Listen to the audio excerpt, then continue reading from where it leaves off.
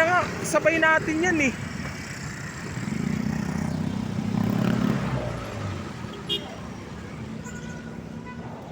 Kasama natin yung Tita Mon. Eh no, nakalayo na nga siya eh. Sabayan kaya natin. Tal, makakarating naman tayo sa kanya eh.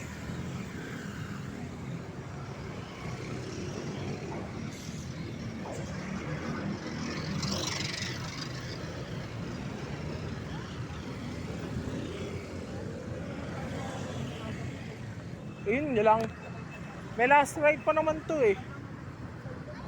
Opo nga, eh ano pala ngayon eh. Alas 7 pa lang, Tita Mon eh.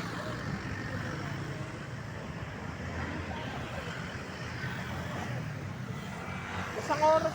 Wala pa yata isang oras biyahe nun eh. Mabilis lang to eh.